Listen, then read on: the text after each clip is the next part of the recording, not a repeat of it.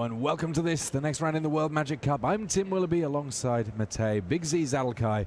We have Team Hungary up against Team USA, and we are kicking off with quite the match on our center table here, it must be said. On one side of things, we've got Seth Manfield, one of the most decorated players in the game right now, playing Golgari mid-range, a deck that many of you, if you've been watching even just the coverage today, are relatively familiar with. On the other side of things, well, that's where things get a little bit different. We have Ákos Kenyerez, the captain of Team Hungary, and he is on a very interesting deck indeed, that being Grixis Dragons. I mean, it has dragons, it has goblins, it has other stuff as well. It's pretty wild, but I've known for a while that the Team Hungary is going to play this deck. They've talked to me over the last few weeks, and it's just it's Ákos's pet deck. They couldn't just get him away from it, and he says he's getting decent results with it. Well, let's see if he can manage to fight off against like one of the marquee starts from the Golgari mid-range deck. Turn 2 Wildgrowth Walker into turn 3 Jade Light Ranger. Yeah, that Wildgrowth Walker immediately getting 2+1/+1 counters, 6 life gained by Manfield. I mean, even if decks can easily deal 20, sometimes that extra 6 can be a little bit of a challenge. And here the swing's coming in, so Kenyerez dropping to 17. Now, when we talk about this Dragons list, there are lots of unusual choices that we maybe don't see in every deck. What sort of cards might we be looking to expect here? Where do I start, Tim? I mean, of course, since it's a Grixis Dragons deck, it obviously plays Nicol Bolas the Ravager and Niv Mizzet Perrin. As you see by the lands, there's already blue, black, and red plentiful. There's a Spell Pierce, which is one of their surprises. That counters the Karn after taking a heap of damage from the Wildgrowth Walker and Jade Light Ranger. There's also stuff like Spitflame, there's Thief of Sanity, 4 Goblin Chain Rollers, and one of my personal favorites, Phyrexian Scriptures as well. So it's pretty wild, and there's Nicol Bolas, the Ravager, already coming down to discard a card from Seth Manfield and hoping maybe to stop the bleeding a little bit. Yeah, even if Nicol Bolas can simply come down, get a little bit of card advantage by forcing the discard from Manfield, and then trade with something, that would be a little bit of a win for Kenyerez, who's very much on the back foot here, already on just 10 life against Manfield.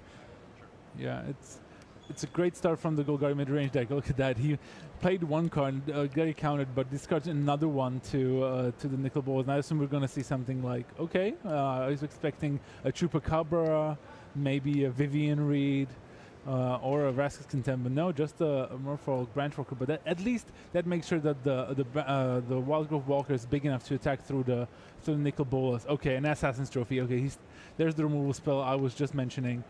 And yeah, I mean, Nicol Bolas the Ravager, functionally they're Nicol Bolas the Ravenous Rats. It's not quite clear whether or not that's going to be good enough in this matchup. Right now, it looks like everything is going the way of Team USA. Each of these teams on a 3-2 record, really looking to try and find that 4th win to be able to get into day 2. And we can see there from the cards in Kenyerez's hand, yes, he's got Niv Mizzet Perun. Yes, he's got Tarkhan Fireblood that can help get to it. He's even got a dive down to protect Niv Mizzet, but when you're on 2 life, none of that really matters. And a very, very quick win for Seth Manfield and Team USA. Yeah, everything just went wrong there for Ákos. He lost the die roll. It was a great draw from Seth, where he had a turn 2 creature into turn 3 creature into a good business spell on turn 4 and 5. It was really tough for Ákos from Hungary to stabilize that sort of thing. His deck is a bit more inconsistent, and he needs to bring in a little bit of removal to stem the early bleeding so that his big guys can come in to finish the game. Well, we get a chance to jump across to our match between, here we have Norbert Sarkany, and he's up against Justin Andrus of the USA. So this is Norbert's first Team Worlds, and he's the one that gets to pilot the Golgari mid-range deck for the Hungarian team, up against Jeskai Control here. And a Settle the Wreckage, one of the nicer answers in the format to a lot of what Golgari mid-range has going on, because it doesn't target, even if there's the likes of a Carnage Tyrant in play, it can deal with one. Yeah, I think things are looking okay for Sharkan on the left. I mean, Andrus only has 5 lands going total, and there's still some creatures for Sharkan, who's also sitting in a pretty comfortable life total. Not that it matters against Jeskai Control that much, but the beatdown plan is still very much on, and Justin Andrus will keep on having to play more removal spells to stabilize the board, but he seems to have a pretty big grip. Well, Teferi, Hero of Dominaria, certainly helps a lot of the time when it comes to Jeskai. In this instance, the life total low enough that it may be that Shah Khan can essentially attack past him, can kind of ignore the Planeswalker a little bit and go straight for the face with these creatures. 8 points of damage, not an inconceivable amount for this green-black to be able to meet out. Yeah, there are some interesting choices in Justin Andrus' deck list. I saw a Radical Idea, which is one of he's running in his deck. Also has Disdainful Stroke main deck, Shock, and Shivan Fire as well. It's pretty wild. So that's kind of the advantage of Jeskai control. It's really very difficult to play against a deck that has so many options at all times. And it's amazing that it still has so many options, even in spite of the fact that we're talking about a team-constructed format. There's not too many cards that it's likely to share with the Selesnya Tokens deck that's being played by Dylan Brown. And as such, it's a bit of a mystery when you play against it, and that can be a real problem. Now, obviously, one answer to that problem is just go really big with dinosaurs, and that's exactly what we see here on the other side on the battlefield. Yeah. Norbert has just cast himself a Carnage Tyrant, and Carnage Tyrant looks at 8 life and says, yum, yum, yum, I'll have some of them, please. Yeah, I mean, he just, Justin Andrews needs another Settle the Wreckage. He already played one. He only plays 3. So it's basically, he's already up against it here. And I don't think I saw a Settle the Wreckage in his hand, but let's see. Maybe he's gonna go for a Teferi to draw a card, untap some lands. Okay, he has a Deafening Clarion. That's a good start because he's on 8, which is the perfect life total against the unopposed Carnage Tyrant. I don't know if it's the perfect life total, but it's certainly better than 7. Yeah, definitely. All right, so Shah Khan still with in quite a decent shape here with that Carnage Tyrant. It's such a beating. I mean, the popularity of Carnage Tyrant is no surprise when just kick control decks exist in the meta game. There's also a bunch of the blue-red Drakes decks that Carnage Tyrant is decent against, even though they have a much easier time actually trading with him. So here's a Wild Growth Walker from the Hungarian side of things. We've already seen it do very good work for Seth Manfield, winning his game 1 in decisive fashion. Ooh, I saw Settle the Wreckage off of that Radical Idea. And another one. No one expects the third one, right? No one expects the third. No more lands. And Justin Andrews can't really deploy Teferi and leave up Settle the Wreckage. But now comes the tough part. Just Carnage Tyrant, Wild Growth Walker stays back. Good move by Shah Khan. There is that Settle the Wreckage. Not much that can be done about that from the Golgari side of things. Yeah, the good thing for Justin now that I think I saw in his hand in the gate, so if Shah Khan follows this up with something like a Vivian Reed or one of the other potential Planeswalkers that you have available to Golgari, he can counter it and maybe untap into a Teferi and a land for some other removal spells for the Wild Growth Walker. He could really come back here despite what the life totals might suggest. Yeah, the life total's more of a guideline than a rule when it comes to figuring out which player is winning the game. There is that negate, as he prophesied on Vivian Reed. Yeah, great set of turns for Justin Andrews here. I mean, he is very much in defense mode here. Does need to spend a little bit of time making sure that final remaining point of life doesn't end up vanishing as easily as the others did. But Teferi is going to put away Wild Growth Walker, at least for now, meaning that there are no threats on the battlefield as far as Golgari is concerned. Yeah, it's important to know that this, I think, makes it clear to Shah Khan that there's no other removal spells in Justin Andrus' head, at least none that cost 3 or less mana, because otherwise Justin would have just plus the Teferi, untapped some lands, and then killed the Wild Growth Walker. But now, maybe after he untaps, he might have to find a way to deal with that Doom Whisperer. But we know about that Settle the Wreckage. I mean, I guess the thing is that if you have to pick where to use your settles, you kind of want to use them on Carnage Tyrants. They're the ones that are most problematic. Obviously, you will quite happily use one of the Doom Whisperer that will otherwise kill you. But at some point, that becomes a relatively scarce resource that you need to be a little bit careful of. And I think that they might have a Justice Strike, which might be a more efficient way of dealing with the big 6/6. Yeah, he just drew that. But Doom Whisperer has the huge advantage, especially at 34 life, that you can really surveil into 2 really good cards. You can use it on upkeep, which I think Shah Khan is doing right now. So you can start digging for more Carnage Tyrants, maybe more Doom Whisperers, what have you. So it's still going to be an interesting game. Okay, I think he liked one of the top 2 cards of his library. He didn't like the Wild Growth Walker that was put on into his library. There's going to be the Justice Strike. No sneaky blossoming defense or similar. Oh, those were the times, Tim. There was a good old time when these green decks could do it all. They could counter spells just by giving their guys hexproof at instant speed. This is not the world that we live in right now. Right here, Doom Whisperers, they just can't stop hitting themselves in the face. And when you've got that many hands, those sorts of hits, you feel them. And look at that, Vraska, Relic Seeker countered by Ionize. I mean, I think Justin's doing it. I think he also has a Niv Mizzet. If he plays now pluses to Fairy, he can really make the comeback a reality. Niv Mizzet, we do love him so, just somehow seeming to turn games around in every format that we've had across this World Magic Cup thus far. He did fantastic work. It's a stunning number of copies of Niv Mizzet I saw throughout the various teams during Guilds of Ravnica Sealed, and now that we're in Constructed, well, it turns out that people still rather like the Dragon Legend. Yeah, he just decided to first draw the card with the Fairy, not valuing the 1 damage that highly, maybe preferring to have some more options. Looks like he might just go for it here. Yep. 3. I see 3 red, I see 3 blue. Yeah, Niv Mizzet is going to kill you. Niv Mizzet will do that. I mean, 30 life seems like a lot, but as soon as you're casting a few extra spells, drawing a few extra cards with Teferi, those life totals tumble relatively quickly, and even has the mana up for Settle the Wreckage if something untoward were to happen. Yeah. I mean, there is that Memorial to Folly in play, for example, though at the moment I believe that, well, one Carnage Tyrant's definitely been dealt with a Settle. I'm not sure if there's another one in the graveyard for some reason. I don't believe so.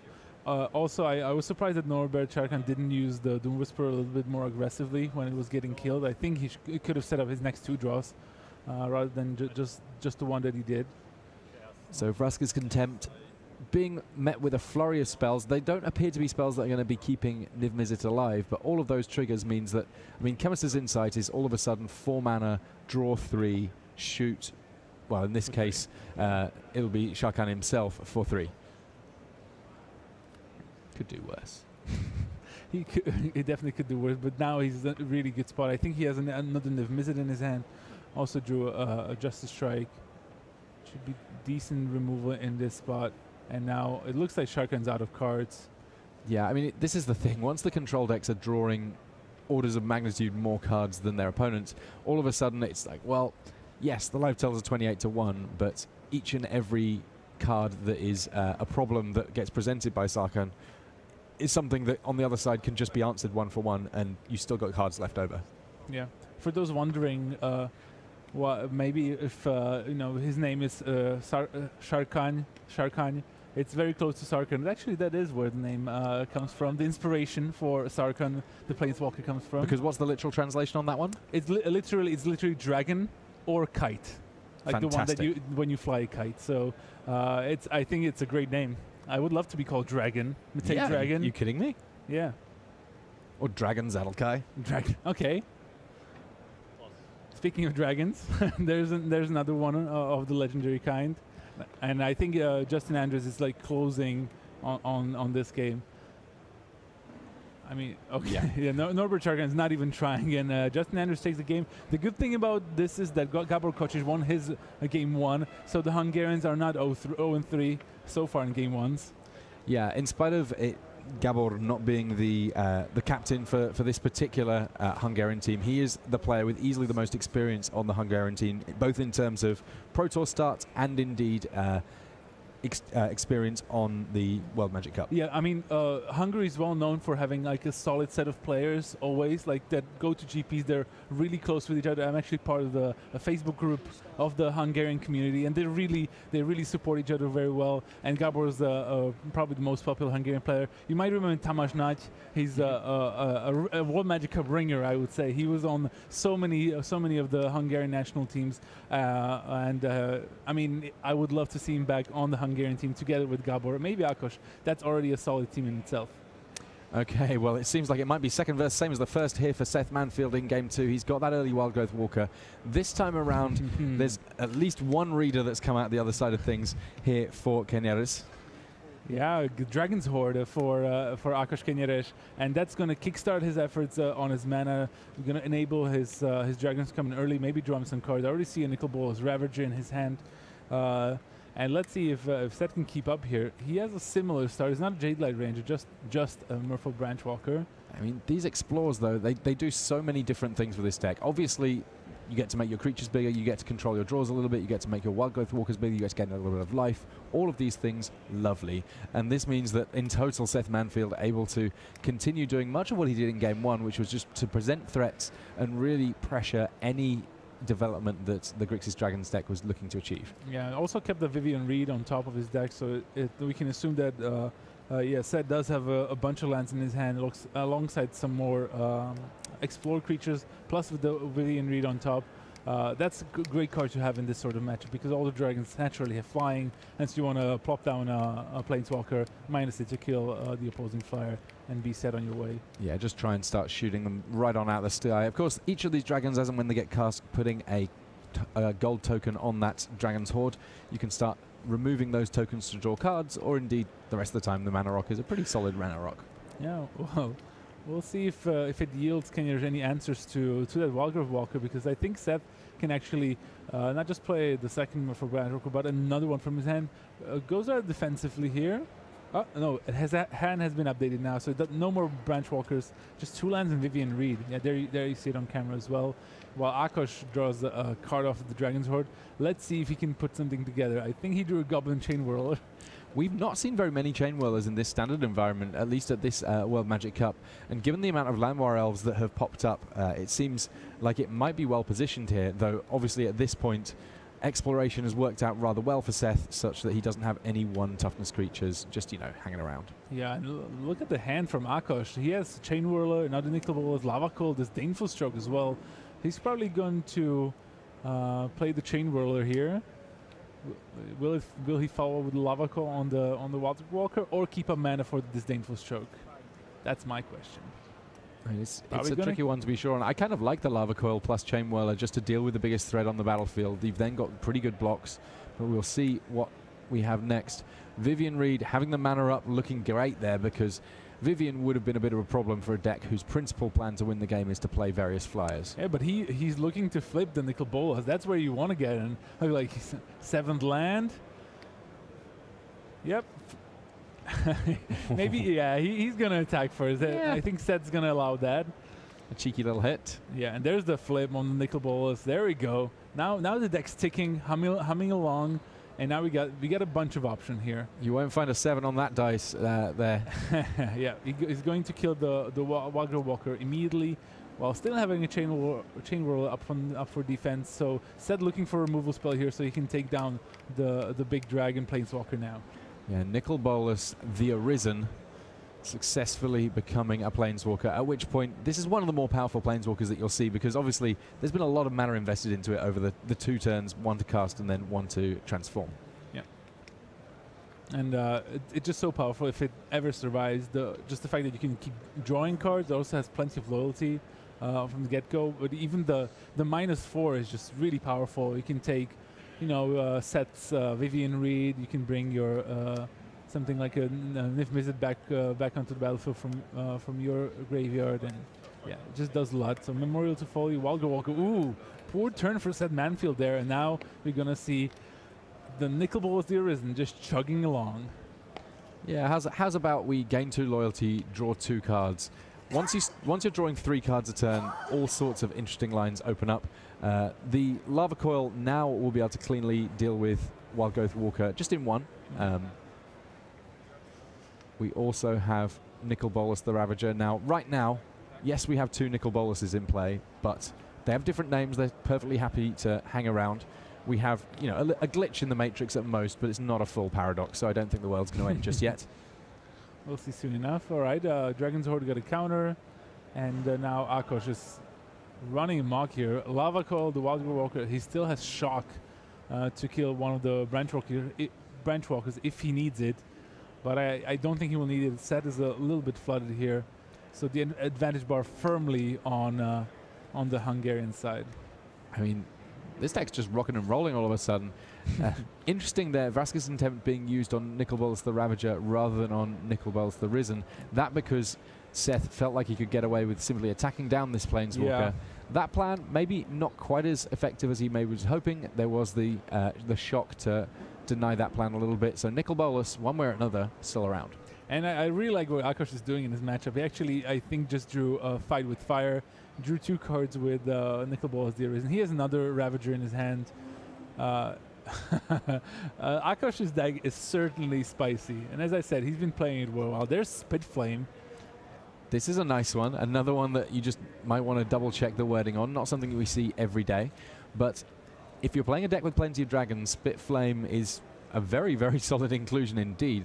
There you see it. Whenever a dragon enters the battlefield under your control, you can pay just 1 red mana to return it from your graveyard to your hand, and that's exactly what we see going on for Kineres here. So in addition to that Nicol Bolas, the Ravager, coming in and forcing a discard on one side of things, it's getting back a spell on the other. I like it. There's a Llanowar Elf with some theatrics from said Manfield. He knows he's losing this game, but he's the kind of pro that he never scoops until the game's really over. Honestly, it wouldn't surprise me at all if Seth was just like, this is a deck that I want to get more data points on. True. Show me as much as you can of it this game, because number 1, he wants to know what to do for game 3 against it, but number 2, you know, he's always on the lookout for cool decks. Seth is quite the deck builder, and when he sees something like this going on, you can bet that he's got the cogs are whirring as to what he would do if he was building this deck. Yeah. So there's a swing for 7. There's the Fight with Fire kicked. That means 10 to the face. And yeah, the Hungarian evens it out. But now I have to say, like, things line up pretty well for him compared to the game 1. He had some early removal spells, and he was able to deploy the Dragon's Horde to very good effect. And his Nicol Bolas just took it down in the end.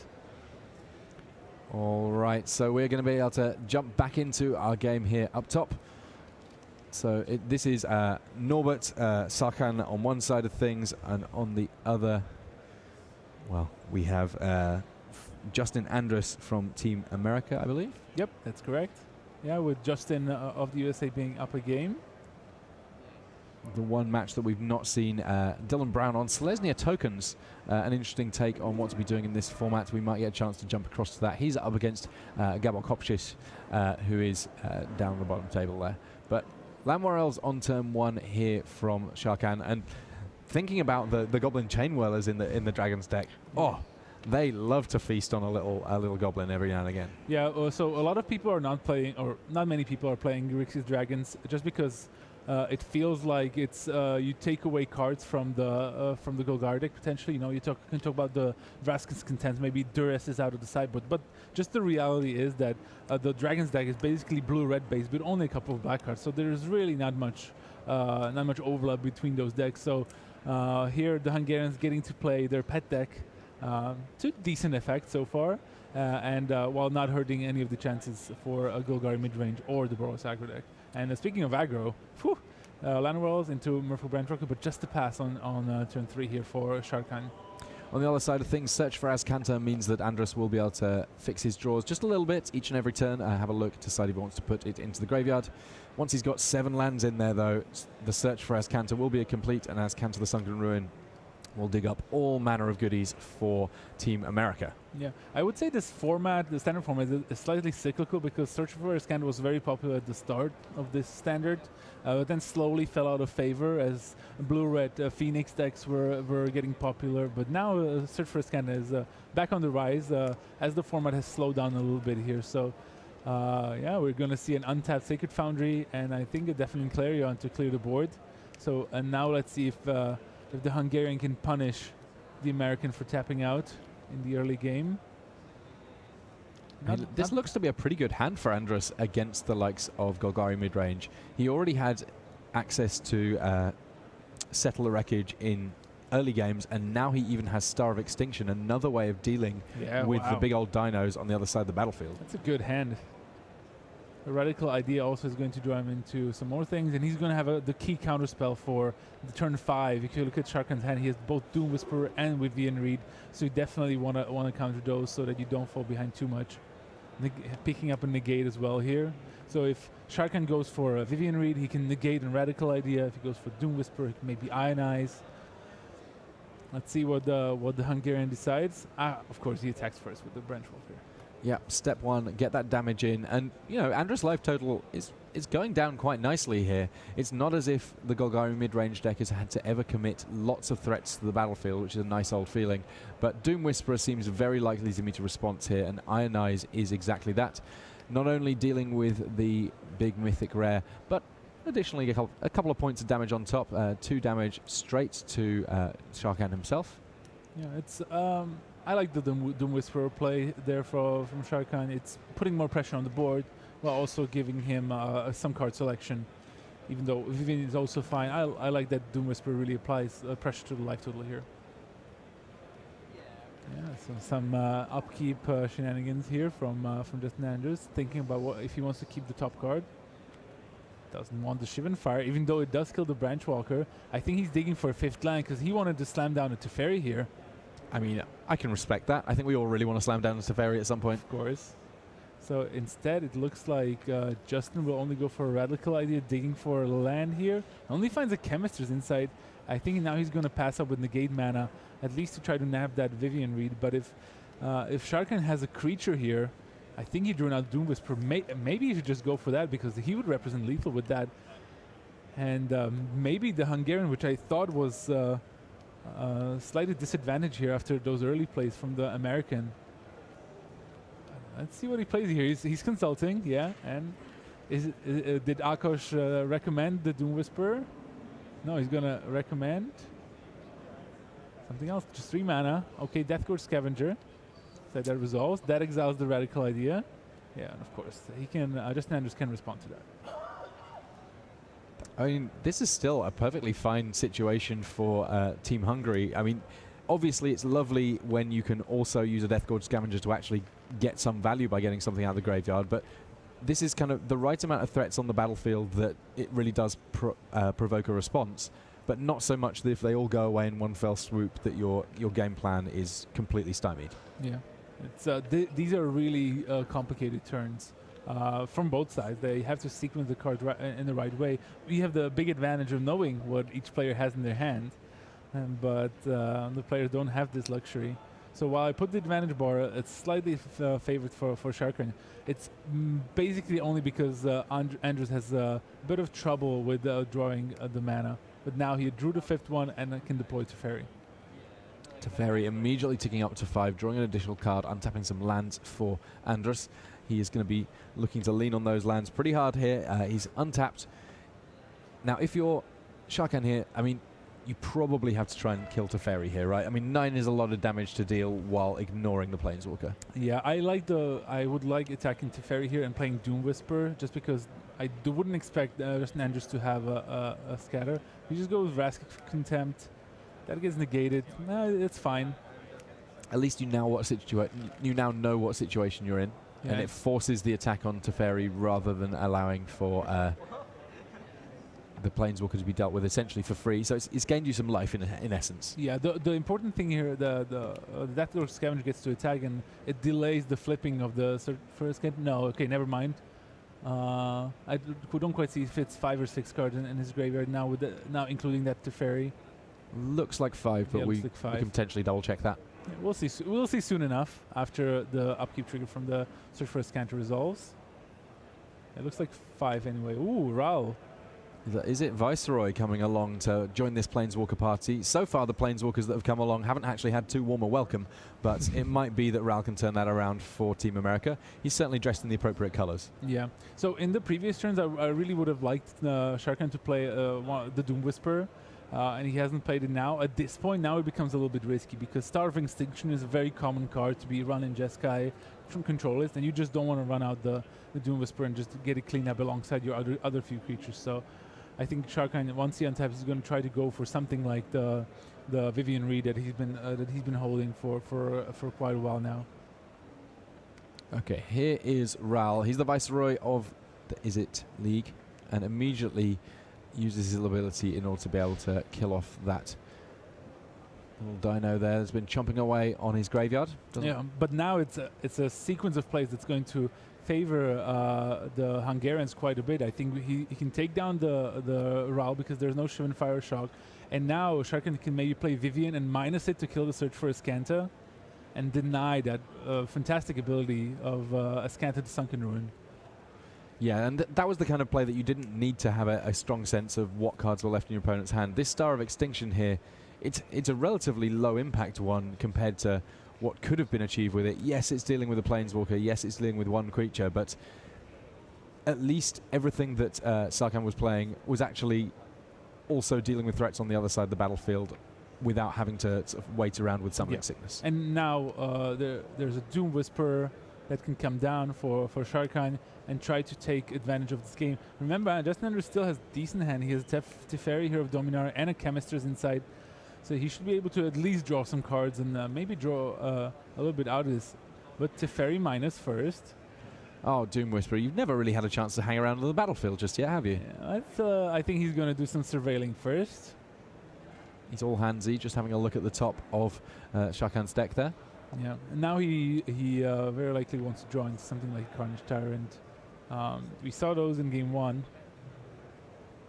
Let's see if he can dig himself into something good. Maybe a finality could be good. Finding back some creatures. Spends a little bit more life here before that Teferi ability resolves. One was a land. I don't quite see the other card. And these are the sorts of areas where there are lots of times that it's not necessarily worth getting tips from your teammates, but right now these relatively straightforward choices that getting extra opinions on might be helpful.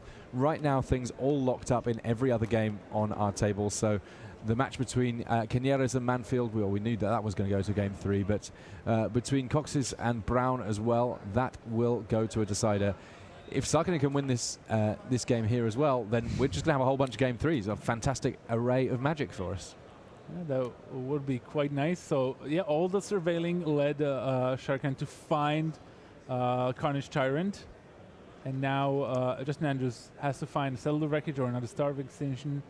Or you can just keep drawing a bunch of cards. I mean, all of these Chemist's Insight, they definitely help. It's one of those cards that instant speed card drawing in blue is in a pretty good space right now in Standard. It's got Chemist's Insight, it's got Radical Idea, it's got Expansion Explosion if you want to go down that path. And all of these mean that the blue decks can afford to only really tap out on their turn for a big threat, be that Niv Mizzet or perhaps something like Teferi. Yeah. So now a big decision time for Sarkhan. Does he go for the face or does he go for Teferi? It's not a straightforward question to answer. No. I mean, Justin is drawing a lot of cards. Okay, so he's going to start off with the Rascal's Contempt. It's going to get Disdainful Stroked. Well, it's okay. At least it'll give Sarkhan Assassin's Trophy. Okay, that makes things easier. Yeah, at this stage in the game, giving your control opponent an additional land, really not that big a cost whatsoever, and getting rid of Teferi, exactly what you want to be doing. And this now means, of course, that the decision about attacks incredibly straightforward. There's exactly one thing for that Carnage Tyrant to attack. It does so. Lo and behold, we see that Andres of Team USA suddenly taking a big hit. Yeah, and now he can Chemister's Insight, but it's down to 2 cards. Doesn't scatter and Seal Away. He's going to discard the Seal Away to jumpstart the Insight. It doesn't look like he drew that much from that Insight, so he's definitely facing down the barrel here. Yeah, big advantage currently sitting with Team Hungary, at least in this match. And if it works out that Sarkhan does end up winning this game, as we've previously noted, it's even Stevens. Yeah. We're going to have a whole bunch of single game matches post-sideboard, and ultimately they will determine who it is that advances to 4-2. 4-2 being a good spot to lock up day 2. When it comes to our final round of the day, that 4th win won't automatically be enough. There's a limited number of teams that can make it into the pool stages tomorrow. So right now, it's tense times in our feature match area. Definitely here, yeah. Like getting to the 4 wins here just makes it guaranteed. But to be fair, both teams are doing pretty well here. Whoa, what's going on here? That's a fast start from the Boros aggro deck. On the left, Gabor Kocic, and just a flower from Dylan Brown and a Temple Garden, and Legion's Landing is already flipping. Like, what is going on here? Yeah, it turns out when you go turn 1, 1-drop, turn 2, 1-drop, 1-drop, you get some incredibly powerful starts. I mean, this is essentially the kind of start that many Selesnya decks might also quite like. History of Benalia too. Wowza. Yeah, I mean, Dylan Brown has to have something good here because... And this was all on the play as well, I believe, yeah, which means that any response is that much harder to cobble together from the American side of things. The History of Benalia coming from the Selesnya Tokens deck on turn 3, but when there's been so much action on the other side of the table already, it seems a little bit of an anemic play compared to what's going on the other side of things. Yeah, and the thing is, there's 2 more History of Benalias in Kocic's hand, and if there's anything better than 1 History of Benalia, is they stack really well. Yeah, looking at it at the Pro Tour, it was one of those cards that we referred to as being a little bit like Siege Rhino, which is when you draw 1, it's a good card. When you draw more than 1, it feels like an almost insurmountable amount of pressure that gets applied. Yeah, and so here's a swing with the 2 Hawks and 1 of the Knights. Looks like Brown will trade here. He's on the defensive, so he probably has to trade resources unless he wants to convoke out something. And even here, convoking is just really poor. But he's going to struggle really hard for once that second History of Benalia comes down. Yeah. I believe he also has another Legion's Landing too, so it's going to add another 1/1 lifelinker. He decides to play. Yep, there it is. Why not? Yeah. What a board on turn 4. Yeah, this is a terrifying array of creatures. I mean, none of those creatures individually very large, but the first History of Benalia will be hitting its final chapter this very next turn, and plenty of Knights to pump up with it. And yeah, the life total is 26 to 14. I think we can expect to see the life total of Brown on the right of our screen for Team United States tumbling down a little bit further relatively soon here. Yeah, doesn't have much going on. I mean, double Venerated Loxodon is... I mean, it's a good card, but it's just really slow in this sort of matchup where your opponent is hyper-aggressive. March of the Multitudes is great if you manage to stabilize first, or if you can manage to trade off the guys to good effect. Conclave Tribunal, again, very slow on this sort of board.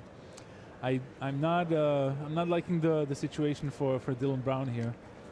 Yeah, it's tricky because normally he would consider himself to be the deck that goes wide, but some of these token generators, as it turns out, a little slower than just casting all of these creatures as 1-drops. Yes, it means that Team Hungary has played out a few more cards from their hand, but right now, what matters is what's on the board, and that very much favors the Hungarians. Yeah.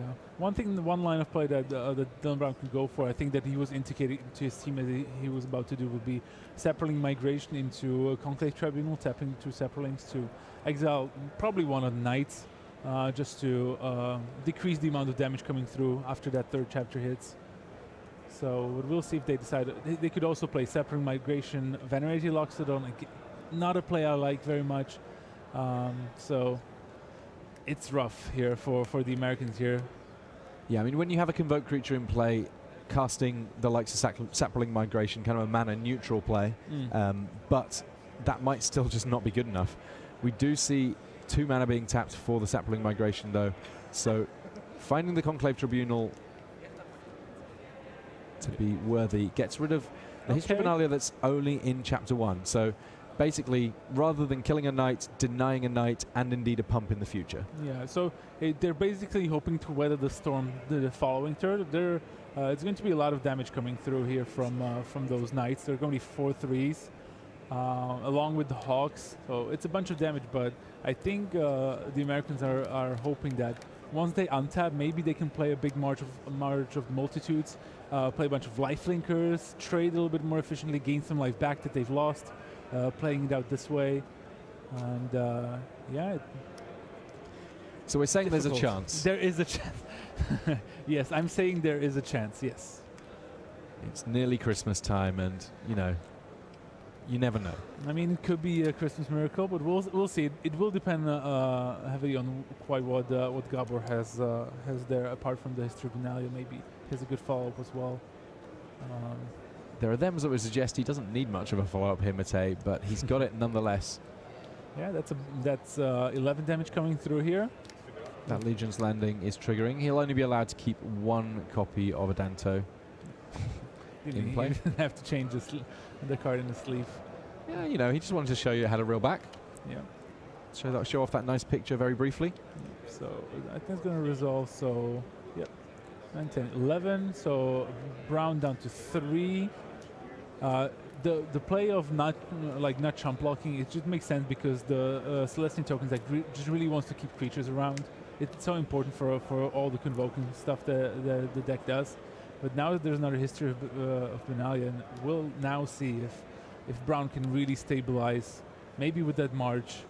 Probably unlikely with Venerated Loxodon. Yeah, the difficult thing for the American here, Brown has to contend with the fact that if he's tapping out creatures to convoke with, that's fewer creatures to block with, and he really needs every creature he can get right now just because of how wide the board is on the other side of things. Yeah, so he drew a Baffling End, which he's going to need to deal with one of the Healer's Hawks sooner or later. But again, as I said, Martial Multitude is a big game here. It can create 4 1/1 tokens for Dylan Brown with lifelink. Yeah, it's something that sort of he doesn't need to do very much to stay alive this turn, but these Healer's Hawks, they're a pretty tenacious source of damage at some point to close this game out. Yeah, and it's fairly telegraphed here. I mean, Gabor surely knows that March of Multitudes is coming. It's the only card that makes sense in this situation, unless there's a Settle the Wreckage. But we saw some surprising settles, and I know the Celestine decks sometimes add it to their sideboards, even though it's not very common. This matchup is fine.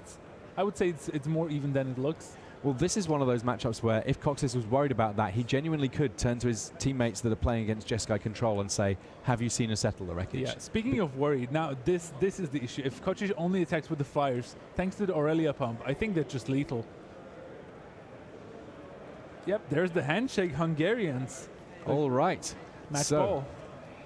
Yeah, they only need to find one more game win between their 2 other matches in order to make sure that they are safe and secure in day 2. Just to give you an idea of how these 2 teams have managed to perform. In terms of the United States, 5 out of 6 times they've made it through to day 2. With Solid. just one top 8, which is when they finished 4th in 2014 in Nice. Yep. For the Hungarians, they're not far behind. 4 out of 6 day 2 appearances. And in 2013, they were the finalists. So we've just heard that this was a mulligan to 4 for the United States here. Yikes. Golgari midrange against Jeskai Control, and control decks, typically, they like having lots of cards in hand, right? Yeah, I mean, it's already hard trying to keep up with so many of the good threats from the Golgari midrange deck, but mulligan down to 4 is just rough, and I really feel for Justin Andrews here.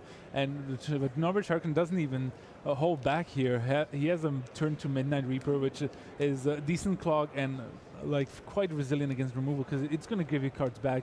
The good news for Justin Andrews, he has double Chemister's Insight, and if he manages to draw the 4th line here, he can at least try to draw out of it. So, but I think now's the time for a Christmas miracle for the United States. Yeah, I mean, Teferi is the pickup there. So right now we have Andrus sat with 3 cards in hand, none of which castable, has to find a land just in order to spin his wheels and draw more cards. Meanwhile, this Golgari mid-range deck, it is starting to attack that life total.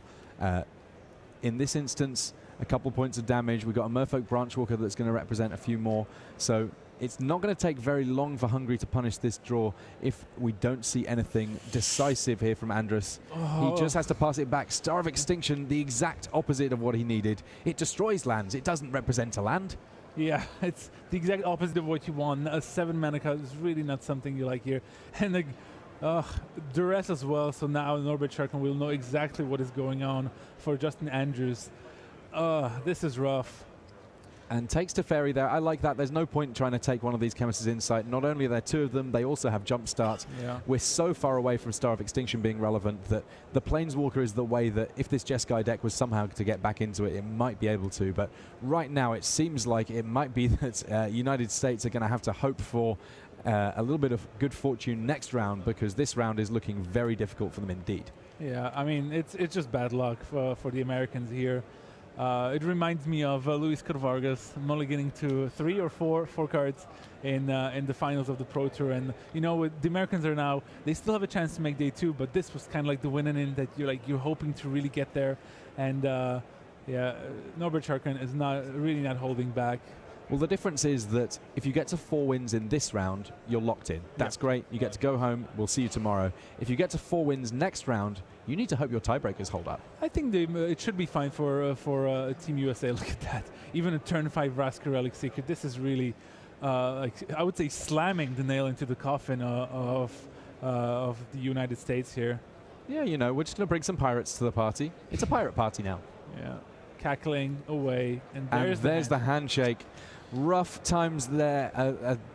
Less of a bang, more of a whimper from United States in the final game there. And you see big high fives from Hungary. They've done it again. This is their 5th Day 2 appearance for the World Magic Cup. Big smiles from them. They get a chance to compose themselves, head out, just, you know, chill out for the evening, and they will be back tomorrow. But for America, they're going to have to find the win wherever they can in this final round. All 3 of these guys on the American team, they are the first time that they played the World Magic Cup. They've been doing all right. They just need to find that one extra win somewhere, and they've only got 1 round to find it. Now, we will have more Magic for you soon enough. We will have a little bit more in terms of deciders. But for now, stay tuned to these messages.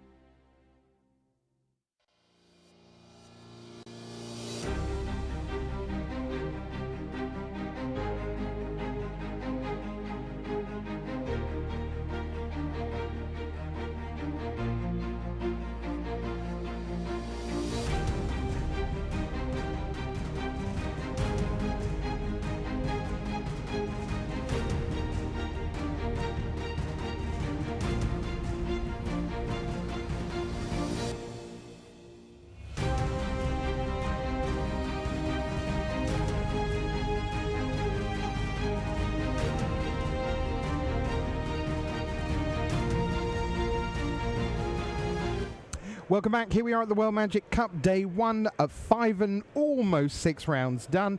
Thanks to Tim and Matej. We've got a bit of decider action for you two gentlemen coming up. But we just saw Hungary advance. Norbert Sarkany, of course, there, Akos Kenyeres and Gabor Koksis have made it through to day 2. The 2013 finalists back on track, day 2. Let's hear from them. I'm in the feature match area here with Team Hungary, who are very excited after their win. How do you feel now? You get to go home and relax.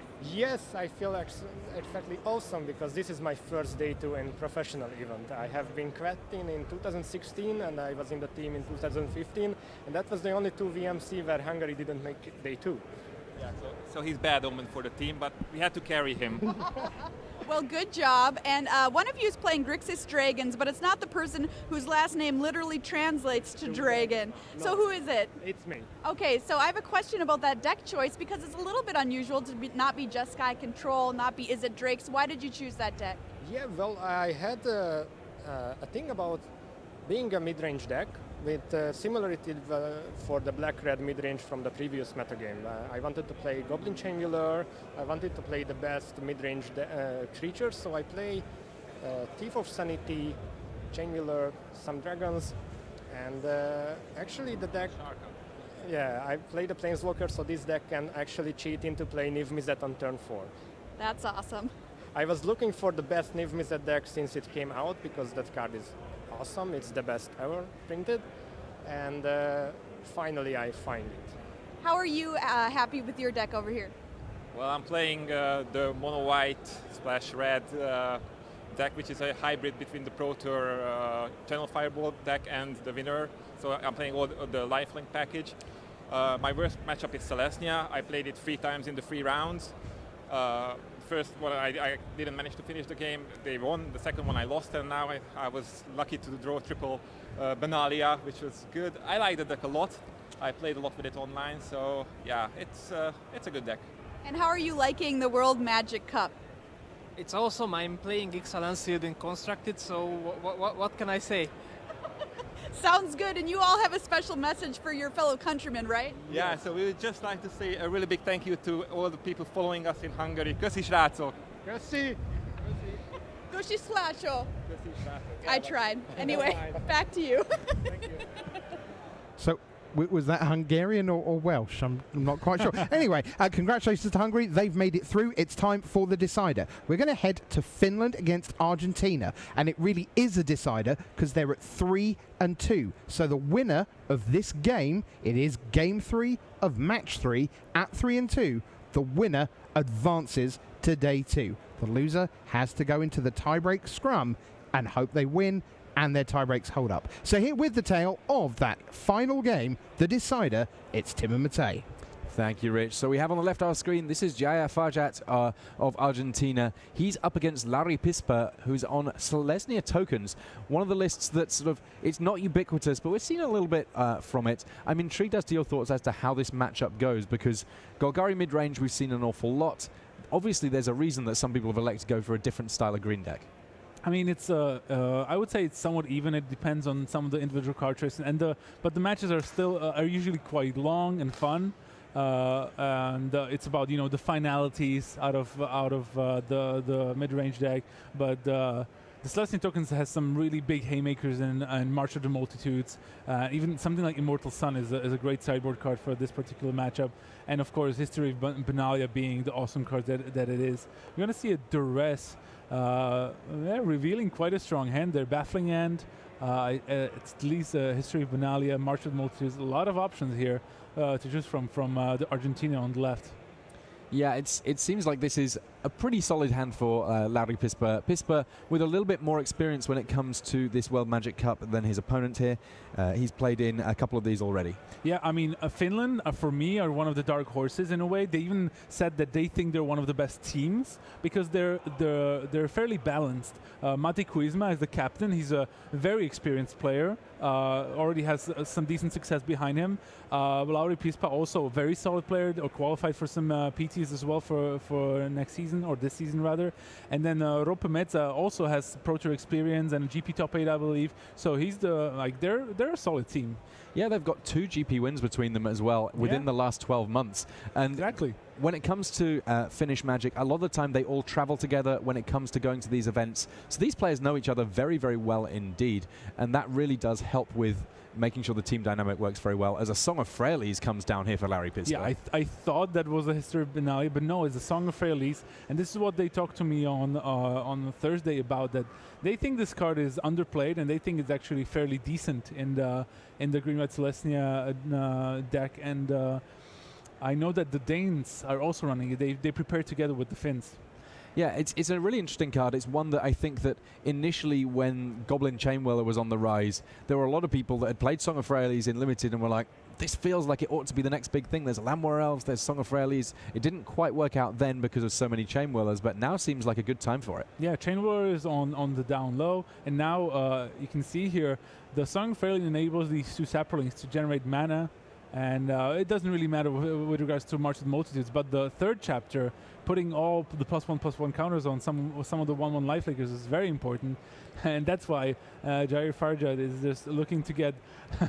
He shows him a hand, and there's March of the Multitudes and a Sun Petal Grove. So he takes one of the marches, but the second one will stay there. A multitude of March of the Multitudes, if you will, and that means that we're going to get a whole bunch of tokens, presumably at the end of turn here, because this Convoke spell is instant speed, and that will mean that when this Song of Freyalise hits its final chapter, or maybe its final verse, I suppose, nice. for Song of Freyalise, it's actually going to have a very big impact on this board.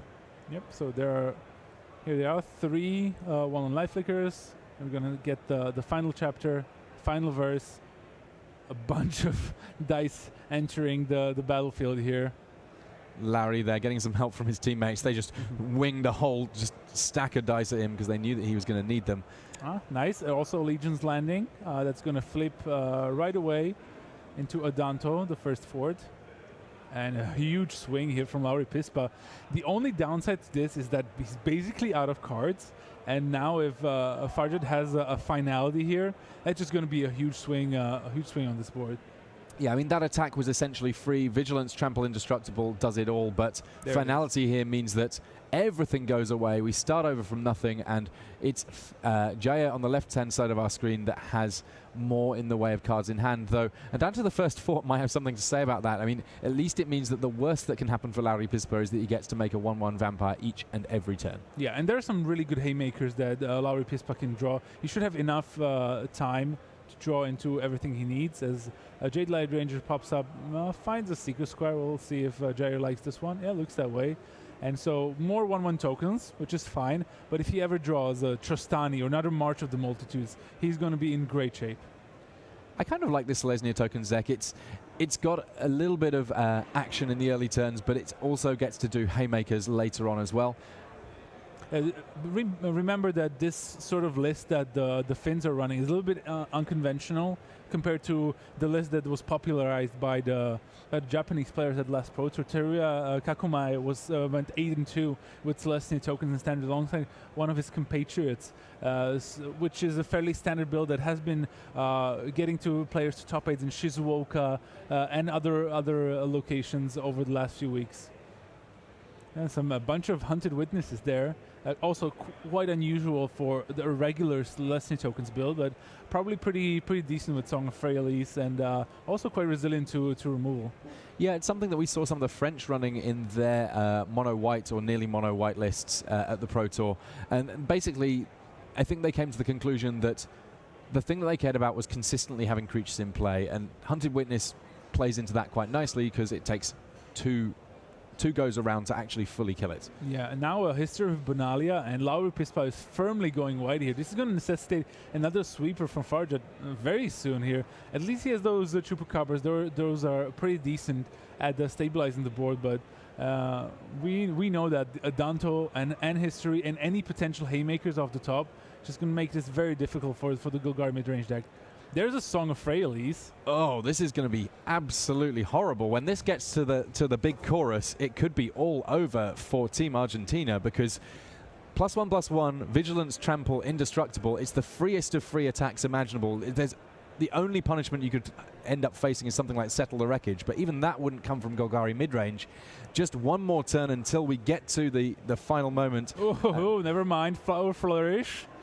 So the Flourish, all the creatures get +2/+2. Lowry Peace, but not messing around here. He's got a lot of lifelink. It's not going to matter, even though he's not going to have anything left to block with here. This could be it for Argentina, and Finland through today too. There's still some blockers to be made, but I think it should be enough for the Finns here. And you block the 4 biggest creatures, and there's still 9 damage coming through, and plenty of lifelink. There's the handshake, there's the scoops, and we have Team Finland through to the next round. We'll find out whether or not we get to any smiles on those faces. Yeah. Typically stoic. That is true. There's something really great about that sort of cross handshake on the overhead. It's like this lattice dance of well done, no you well done, no you well done.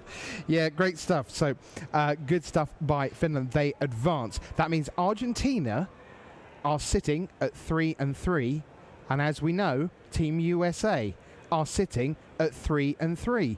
Do you know who the captain is for America? It's Seth Manfield. Who's the captain for Argentina? It's Luis Salvato. I feel like I've heard that song before. But let's see what the pairings bring us in the final round. But it's not just about the winning and losing here at the World Magic Cup. It's also about the taking part.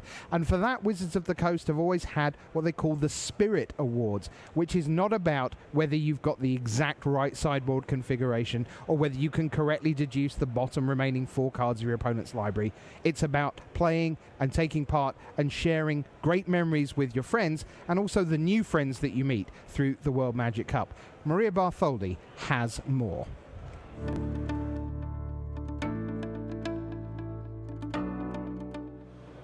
The World Magic Cup is one of my favorite events of the whole year because of the spirit of the players in the room. Of course, the teams came here to win, but a lot of them also came here to have fun.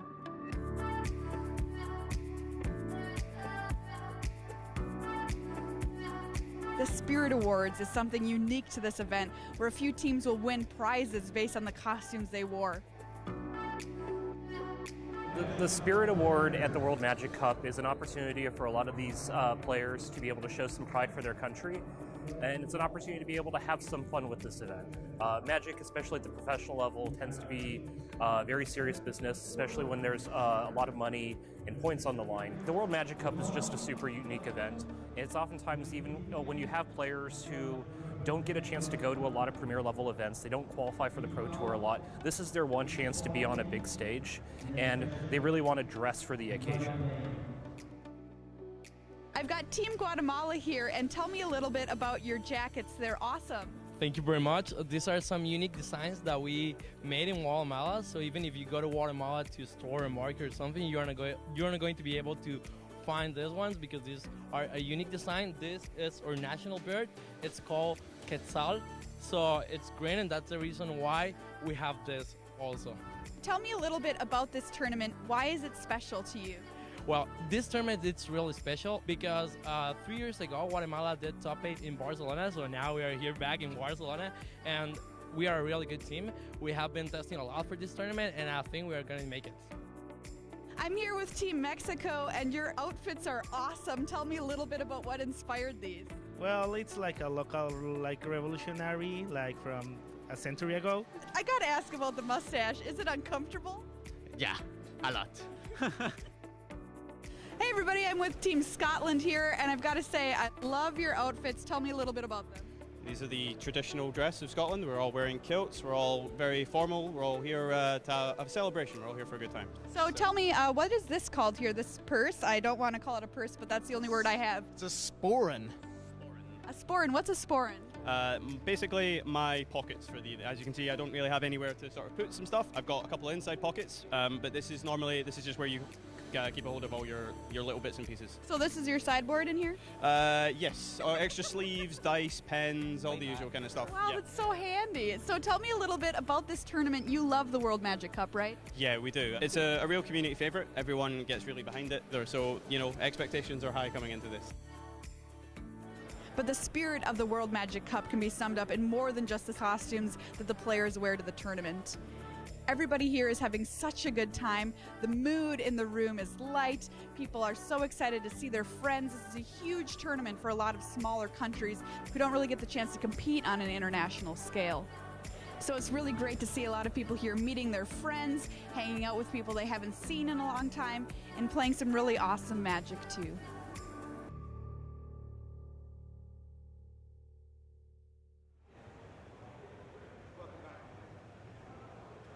Welcome back to the news desk. Rich Hagan here with you. Just for a moment there, you couldn't hear me, and I bet you were rejoicing, weren't you? But I'm back. So, congratulations to Mexico, to Guatemala, to South Africa, and to Scotland, the winners of the Spirit Award for 2018. Now, we've been saying throughout the day that 4 is the magic number. If you can get to 4 wins in round 4 with the perfect 4-0, 4-1, 4-2, you advance to day number 2. If you're at 3-3, even a win is not necessarily enough. And as we see on our leaderboard, things are going to get a little bit interesting in terms of the and ones, because there are quite a few draws around the place. So first things first, everyone you can see on your screen will advance to day 2. The notionally 6-0s, they are your 4-0, the 4 teams that were in home and hose, Peru, Israel, Italy and Hong Kong, barely past lunchtime, they had advanced. The 5-0-1 of Belarus and the 5-1s of South Africa, the Philippines, Ukraine, Japan, China, France and Uruguay, they didn't have to play in round number 6. They are gifted their 5th win, if you like. And then this round, Portugal with Marcio Carvalho advances. Germany, one of the big favourites, their quest continues. That's Christian Hauck through, Mark Tobias, David Joachim successfully through. You've just heard from the Hungarians, you've just seen the Hungarians getting in today too. David Mines and Benaya Lee amongst David Garnham from memory is the 3rd on the Australian national team. They are through. Well done to Estonia as well at 4-2. And the Mexicans, winner of the Spirit Award already, they are through. Remember, those 3 won Grand Prix Liverpool last weekend. And what about Denmark? Right now, there are only 2 people who could become dual World Magic Cup winners. That's Andrea Mengucci of Italy, who of course went 4-0, and now Simon Nielsen of Denmark, the captain who was playing on the Dane Blast team in Nice in 2014. He is safely through with Oscar Christensen and Rasmus Roth to day number 2. Also, congratulations once again making day 2. Thailand, that's Thirawat Chao Varinda making it safely through. Akash Sorakup also through from Thailand. Let's move on to the next group of teams, because this is where things get tight. Malta, tremendous effort by Anton Morgenstern and the team. They are safely through. And then comes the crunch, because right now Sweden, it's showing there at 3-1-1. They are now 3-1-2. So if they win, they will advance. Their result, as I say, not yet in. Belgium drew with Slovakia, so I can tell you that Slovakia are up to 3-2-1, so they're in the mix as well. And then, as we see, all the 3-2s, as those 5 wins become 5 matches get updated to 6 as the last few come in.